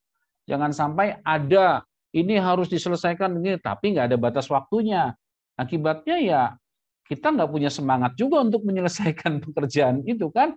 Sudah saya kasih masukan untuk diperbaiki, ya tapi nggak ada batas waktunya. Ya, kan Bapak nggak bilang saya harus bisa selesainya kapan. Nah, jadi corrective action itu juga yang baik mestinya ada juditnya. Dan juditnya itu memang dievaluasi. Bahkan orang yang melakukan corrective action ini juga harus dievaluasi oleh atasannya terkait pekerjaannya dia sebagai korektor tadi atau auditor tadi. Kira-kira begitu Pak Damun ya, Pak Damun ya. Mohon maaf. Terima kasih penjelasannya Pak Adri. Terima kasih. Pak Adri, ya sebelum kita masuk ke closing, ada Pak Rian Sondak, ya, dan nanti ada Pak Yahma. Silakan Pak Rian, dibuka mic dan kameranya. Suara saya masuk ya, Pak? Masuk Pak. Pak Adri, izin bertanya, kalau mau jadi trainer itu kualifikasi pendidikannya kira-kira apa ya, Pak? Itu aja sih, Pak. Terima kasih. Oke. Kualifikasi ya. Siap. Oke. Selanjutnya Pak Yahma, silakan. Baik, terima kasih Pak Dasri atas kesempatannya. Pak Adri, apa kabar Pak? Baik, alhamdulillah. Semoga sehat selalu Pak ya. Ini Pak, saya ingin bertanya. Tadi kan sempat disinggung. Ini kalau saya dengarkan dari materi yang disampaikan itu lebih ke ini Pak ya, pelatihan yang eksternal yang dilakukan oleh pemerintah melalui LPK ataupun melalui pemagangan. Itu ada namanya pemagangan.com ya kalau nggak salah. yang ada kerjasama dengan Jepang. Nah ini juga Pak, yang ingin saya tanyakan bagaimana kalau pelatihannya itu internal Pak? Jadi bukan eksternal. Artinya internal ini pematerinya itu belum memiliki TOT, tapi dia sudah punya pengalaman dan sebelumnya pernah di training juga dari pendahulunya. Nah, materi itu dia sampaikanlah kepada pegawai yang baru masuk atau pegawai yang udah lama untuk keperluan uji kompetensinya tahunan gitu, Pak. Apakah ini efektif, Pak, untuk mendongkrak itunya, Baik. skillnya? Baik. Nah, kemudian ini Pak untuk yang untuk evaluasinya biasanya menggunakan ask question, menggunakan Google Form, menggunakan aplikasi yang terkini lah. Iya. Itu gimana Pak ya? Menurut Pak Adi gimana Pak? Oke. Ya, penggunaan kasih, Google Pak Form ya. Terima kasih. Iya. Oke. Silakan lanjut Pak Adri. Yang pertama saya mau jawab kualifikasi trainer. Kualifikasi trainer itu nanti saya share sekalian deh SK Dirjen yang baru nih yang 1645. Itu muncul tuh ternyata kemarin Pak Dasri. Menarik juga tuh buat saya. Ditentukan skemanya level 3, level 4, level 5, level 6.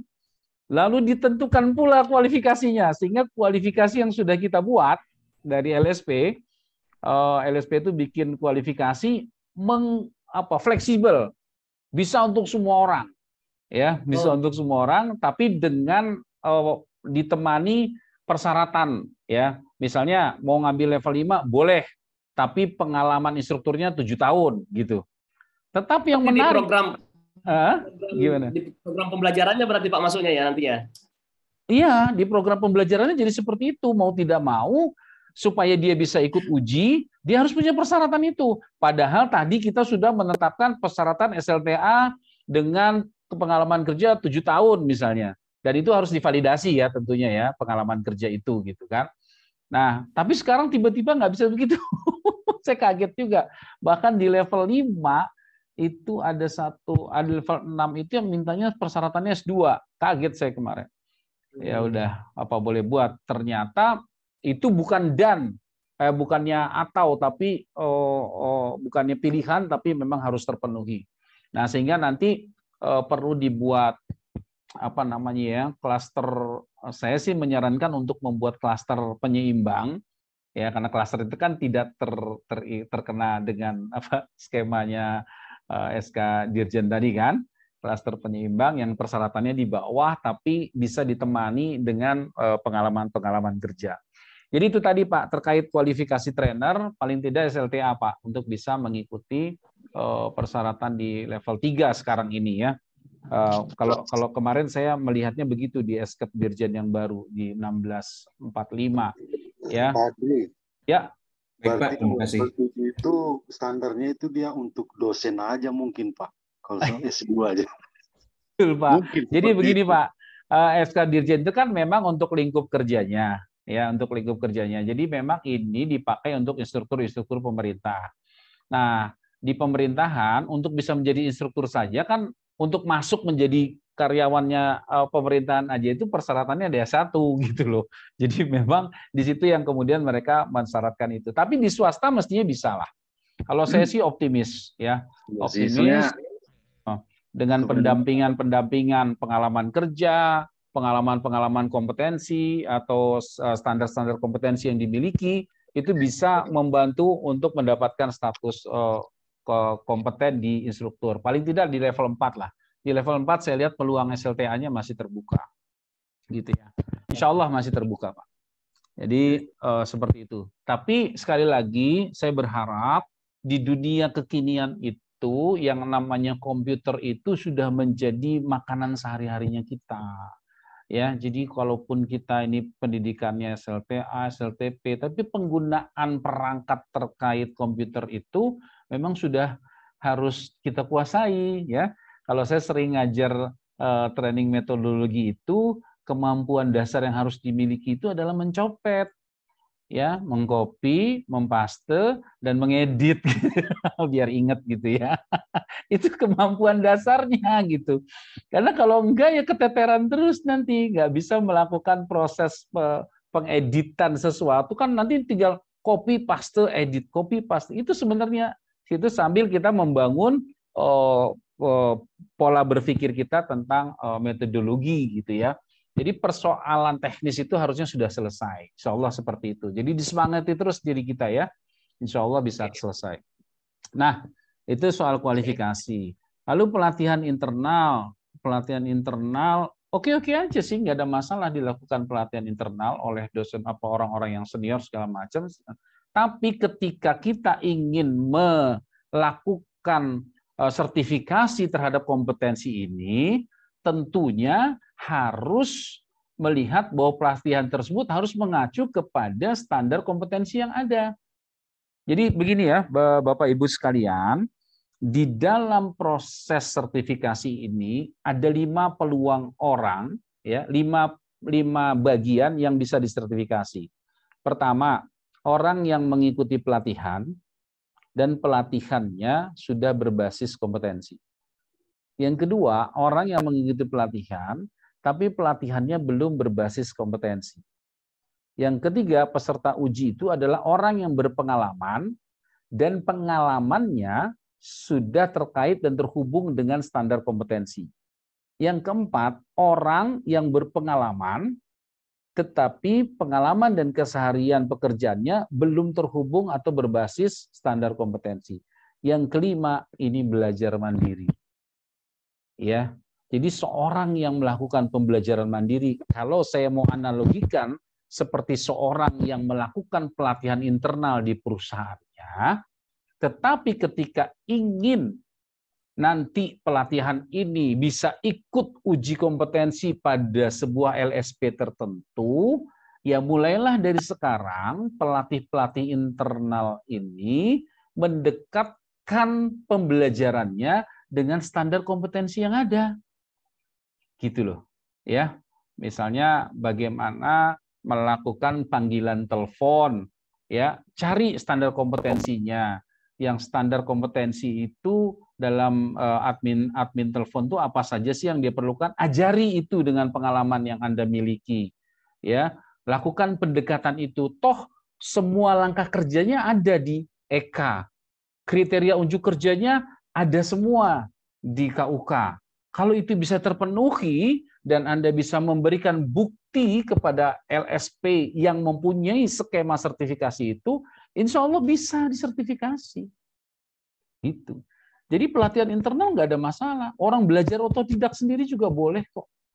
Ya. Jadi sebuah cerita yang paling menarik dari pengalaman kompetensi ini, ada seorang tenaga IT tamatan STM, ya, itu mengambil level 9 tanpa mengikuti diklat tertentu. Level 9 loh. Ya, setara dengan dokter loh. Lulus ya. Satu lagi contoh yang nyata ya. Ibu Menteri kita, Ibu Susi, kan SMP kan lulusannya ya, tapi mempunyai sertifikat level 9 untuk manajemen pemasaran perikanan atau transportasi kalau nggak salah itu yang dia dapat. Ya, itu kan bisa dengan pengalaman itu kemudian mengajukan. Tadi jangan patah semangat, yang internal juga lakukan saja.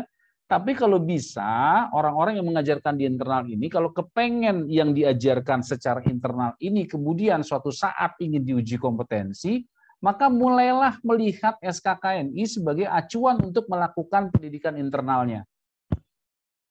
Bisa saja kok, kan terbuka, bisa diakses. Nanti saya kasih linknya deh. Yang bisa mengakses, nanti ini terbuka Pak, oleh Kemenaker akan dibuka semua, ada bit.ly tertentu, ada link tertentu yang Bapak Ibu semuanya bisa mengakses modul, bisa mengakses program kerja, bisa mengakses silabus yang ada di Kemenaker. Seluruh unit kompetensi, seluruh skema, apakah itu mesin bubut, las, apa segala macam. Saya besok tanggal 22 terlibat dalam penyusunan modul. Itu nanti bisa diakses Pak oleh publik. Jadi kalau ada orang yang mau belajar mandiri, masuk ke linknya Kemenaker, tarik tuh modul tentang menjahit, tarik modul tentang las, tarik modul tentang bubut, belajar sendiri, ya, belajar teorinya, lalu ikut di kantornya, ya, karena ada mesin bubut. Nah, cari standarnya, modul yang berstandar kompetensinya gitu. Sesuaikan langkah-langkah kerjanya. Lalu buat nanti bukti portofolionya, ya. Nah, bukti portofolio ini harus didampingi oleh orang yang sudah selesai TOT. Jadi TOT itu ujung-ujungnya menjadi yang paling penting ya pada Sri ya. Karena TOT ini adalah orang yang bisa memahami metodologi secara utuh soal standarisasi. Gitu. Jadi modalnya memang TOT. Nah, TOT itu kalau bahasa kekinian kita itu adalah guru. Dan guru itu penting. Dan dimanapun semua orang itu harus menjadi guru. Dan harus punya teori bagaimana menjadi guru. Itu penting banget. Makanya kalau saya ngajar, selalu target saya itu bukan menjadikan murid atau peserta latih saya itu pintar, bukan.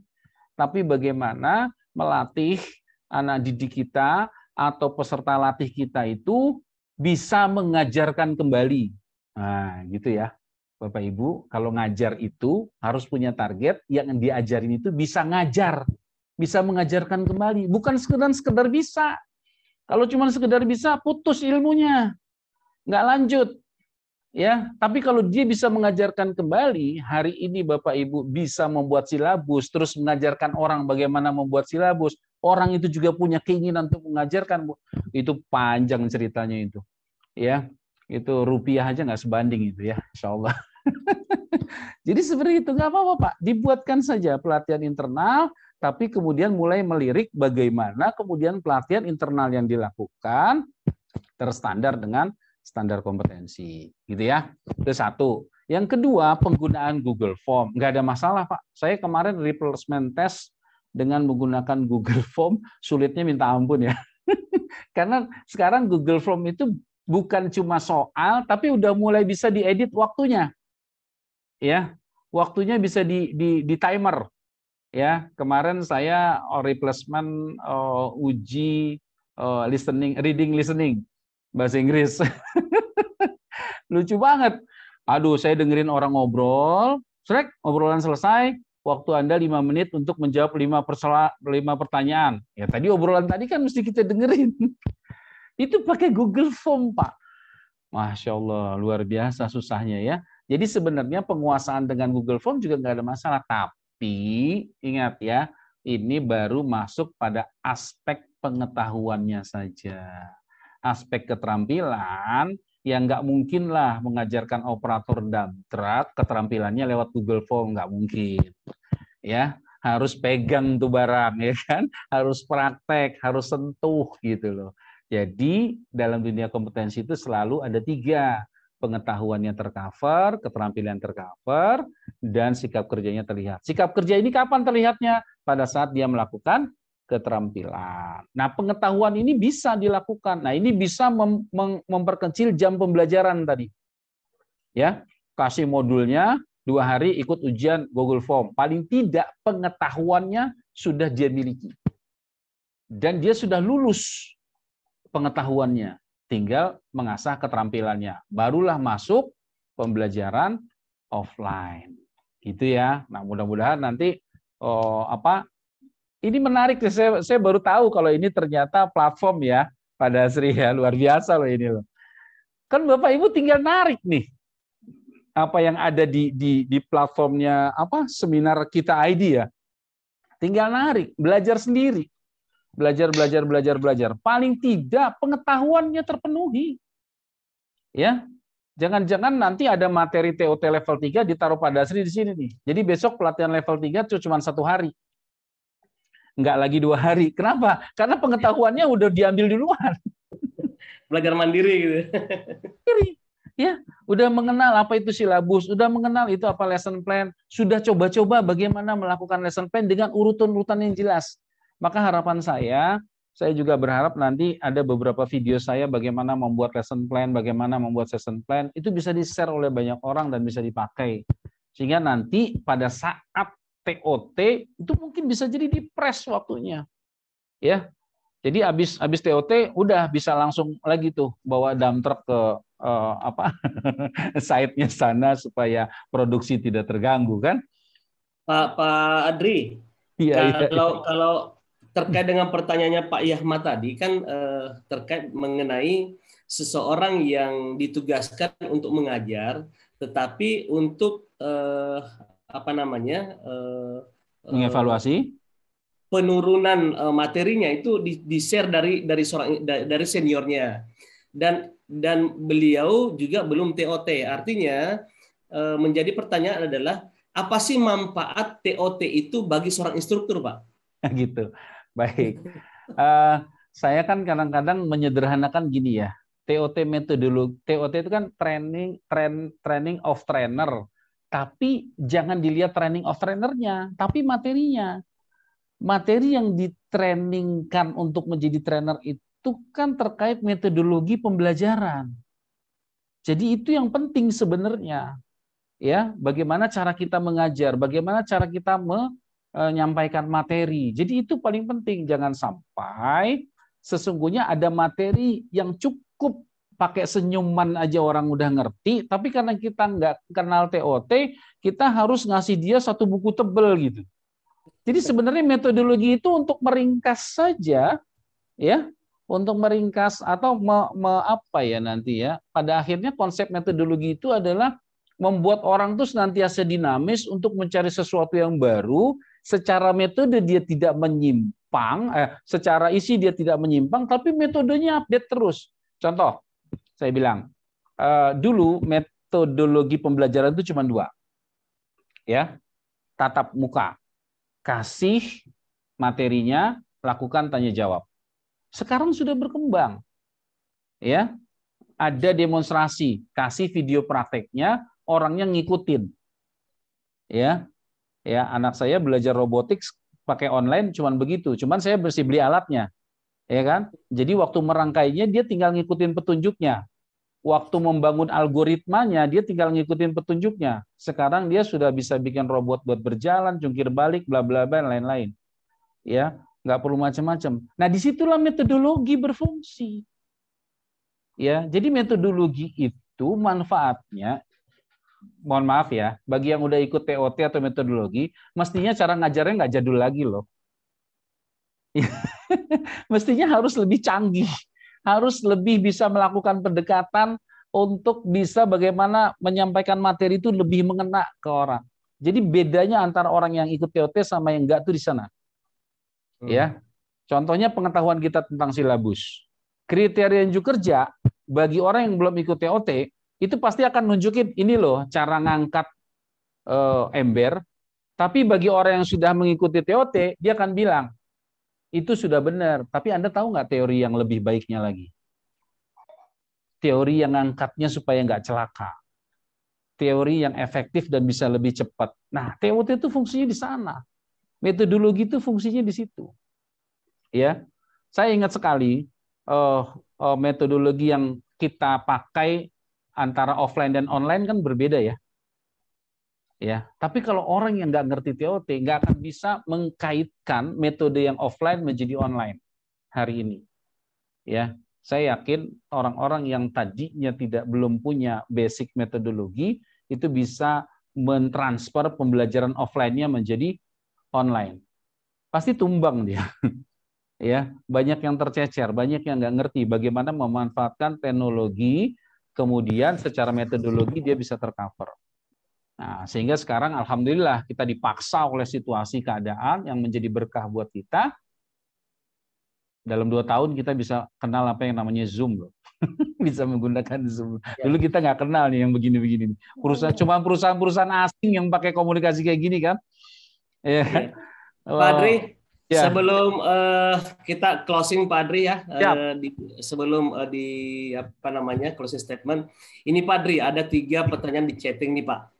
Mungkin menarik juga untuk dijawab Pak. Yang pertama ada yang bertanya, untuk menjadi instruktur itu ada nggak sih masa expire-nya gitu, masa berlakunya instruktur itu sampai di mana? Apakah sampai ajal menjemput atau gimana gitu kan? Yang pertama. Terus yang kedua, ini ada yang bertanya, mohon pencerahan perbedaan antara diploma TOT dengan TOT saja. Entah ini diploma, mungkin TOT yang akreditasi mungkin ya, atau mungkin Pak siapa nih, Pak Balkis bisa bantu langsung tanya aja. Sama apa perbedaan lisensi TOT dalam negeri sama internasional Pak? Oke, baik. Yang pertama, Oke, Pak Aki, Pak siapa? Pak Balkis? Pak Joyce. Sebentar, Pak. Pak Balkis, ada monitor di sini? Atau udah keluar? Oke, saya jawab ya. Oke, langsung jawab, Pak Andri. Sekaligus langsung closing statement, Pak Andri ya. Siap. Terkait usia, yang namanya jadi guru itu sepanjang madal hayah kalau saya bilang ya. Yang expire itu sertifikatnya, ya. Tapi kita jadi guru, jadi pengajar, jadi instruktur itu kapanpun kita memilih untuk menjadi guru, kita sendiri yang memilih untuk mengakhirinya gitu ya. Jadi ini sebuah profesi yang mulia, ini sebuah kegiatan yang sangat bagus sekali. Sekali lagi ini harus kita dukung terus ya, keinginan untuk mengajar ya itu penting banget untuk mengajar, dan itu hanya bisa berhenti kalau kita memang pengen berhenti di kita gitu ya. Soalan sertifikat memang ada usianya. Kenapa sertifikat itu ada usianya? Misalnya TOT ini usianya cuma 3 tahun untuk mengupgrade. Kan pendidikan ini tidak statis. Ya. Dulu sifatnya diberi ya oleh Ki Hajar. Sekarang itu bukan lagi pedagogi tapi hyutagogi. Hyutagogi itu lebih kepada bagaimana memotivasi orang untuk belajar, bukan pedagogi lagi. Ya, sekarang itu sudah hyutagogi. Dan pendekatan pembelajaran teknik hyutagogi ini lebih melakukan pendekatan yang menarik sebagaimana seseorang membuat games. Jadi pembelajaran itu nanti seperti games. Games itu kan disukai banyak orang karena begitu ya. Ya, karena nggak perlu modal banyak, bisa main terus-terusan, kalau mati bisa hidup lagi kan gitu. Itu pendekatan-pendekatan games itu akan dipakai seperti itu. Nah, terus apalagi tadi pertanyaannya Pak Dasri, saya agak kelewat sedikit. Diploma TOT sama TOT biasa. TOT biasa, ya TOT itu sebenarnya saya nggak paham ya diploma TOT itu apa ya. Mungkin yang bersertifikasi kali Pak. Iya. Yang bersertifikasi, tadi mungkin antara eksternal, internal, atau bersertifikat atau tidak. Jadi sebenarnya begini, sertifikat itu bukan kewajiban. Sertifikat itu sesungguhnya adalah kebutuhan akan pengakuan. Esensinya sebenarnya seperti itu. Ya, esensinya adalah kebutuhan pengakuan, Pak. Jadi kalau Bapak mau ngaku sebagai seorang instruktur, ya memang harus bisa menunjukkan ya bahwa saya sebagai seorang instruktur itu sudah ada sertifikatnya. Ya, walaupun mungkin eksistensi Bapak Ibu sebagai seorang instruktur sudah melalang buana kemana-mana gitu ya. Tapi kadangkala kita butuh pengakuan yang sebenarnya kalau kita ikut di level ini kita lolos nggak sih gitu. Oh ternyata setelah kita ikut sertifikasi, standar saya baru hanya sebagai penyampai. Standar saya belum sebagai pembuat program yang baik. Standar saya belum sebagai instruktur yang bisa mengevaluasi peserta latihnya. Hanya sebagai nyampein aja gitu. Nah, itu perlunya kita melakukan sertifikasi agar kita paham positioning kita tuh ada di mana sih sebenarnya gitu. Enggak dilakukan juga nggak apa-apa gitu. Nggak melakukan itu silakan aja. Tapi eranya sekarang untuk meyakinkan orang ya seperti itu. Cuma sekali lagi saya ingatkan, orang yang mempunyai sertifikasi BNSP dengan burung Garuda di atasnya itu jangan sampai membuat burung Garudanya nunduk. Ya, maksud saya udah punya sertifikat kompetensi yang diakui rekomendasi, tapi ternyata kompetensinya nggak begitu gitu. Nah, ini bikin burung Garudanya malu, nunduk gitu ya. Itu jangan sampai terjadi tuh, ya. Atau yang tadinya nengok ke sebelah jadi berbalik gitu. Nah, itu jangan sampai terjadi. Makanya harus dipastikan. Dan disitulah kemudian kompetensi ini bisa berpengaruh terhadap peningkatan kualitas kerja dari angkatan kerja yang ada di negara kita yang cinta ini. Demikian ya. Jadi Bapak Ibu sekalian, di akhir sesi ini saya berharap kita tetap bersemangat. Intinya, ini saya kaget loh Pak Dasri, pesertanya sampai 300 lebih, ini luar biasa ya. Ini sangat-sangat luar biasa. Saya benar-benar kaget webinar seperti ini. Iya, kalau di sini jam 9, di sana udah jam 10 kan? Ya. Ini harusnya 500-an tadi nih Pak. Cuma ada kesalahan teknis tadi di pengiriman Zoom-nya, jadi sempat ada beberapa nggak masuk. Ya, mudah-mudahan nanti hari Selasa saatnya Piala Champions pun tetap ya seperti ini ya yang ngikuti webinarnya Pak Dasri. Amin, amin.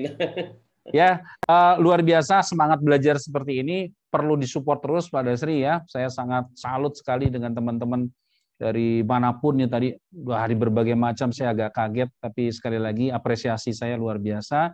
Semoga semangat belajar kita tidak luntur. Bismillah, kalaupun diperlukan lagi nanti untuk berdiskusi, saya siap mendampingi teman-teman semua ya supaya tenaga kerja di Indonesia akan semakin bagus dengan standar kompetensi yang bisa sesuai. Oh, tadi ada apa bedanya yang luar negeri sama kita ya? Betul Pak, betul Pak. Luar negeri ya. Ini ingin saya sampaikan ya, Bapak Ibu jangan khawatir dengan standar kita karena orang di sana juga mandang kita ini orang luar negeri. Iya kan? Orang Australia kan bilang kita ini orang luar negeri kan? Kenapa kita? Orang Amerika tuh ngomongin kita ini sebagai orang luar negeri. Jadi sebenarnya posisi kita tuh sama. Nggak ada yang beda.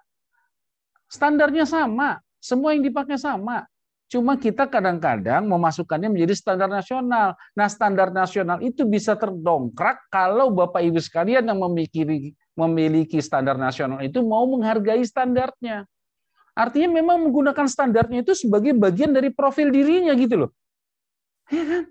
Saya ini sertifikasi BNSP, bisa fight dimanapun, di Asia, di Amerika, dimanapun. Ya, jadi mulai dari sekarang kita ya pemilik sertifikat BNSP itu juga harus mengupgrade diri kita. Kalau bahasa internasional itu bahasa Inggris, ya ayo kita pegang sertifikat ini dengan tambahan tadi kualitas kita berbahasa Inggris. Kan gitu. Jadi sebenarnya mereka cuma diuntungkan karena bahasa Inggris itu bahasa internasional. Coba kalau bahasa Indonesia bahasa internasional, selesai, sama sederajat kita. Makanya jangan pernah merasa yang aneh-aneh lah dengan luar negeri itu. Kita udah lihat loh, Bapak nonton YouTube-nya Alibata, Bapak nonton YouTube-nya Agogo Violin, Bapak nonton YouTube-nya Cakrakan segala macam, bagaimana orang luar negeri mengapresiasi kita. Ya jauh sangat luar biasa. Karena sekali lagi tidak ada istilah luar negeri kecuali memang itu disebabkan karena kita tinggal di satu wilayah.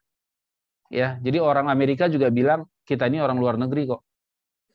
Ya, Pak. Dianggap bule juga kalau datang ke sana gitu, Pak. Ya, dia orang asing juga kan kita buat mereka. Itu ada orang asing. Ya, kita di Amerika juga dianggapnya orang asing dan kita harus bangga. Jangan menjadi orang asing yang terkesan punya kelas yang berbeda. Enggak. Kita harus ini. Ya. Jadi seperti itu.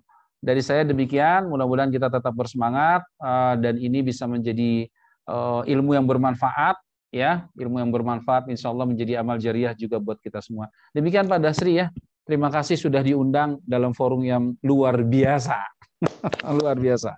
Terima kasih Pak Adi.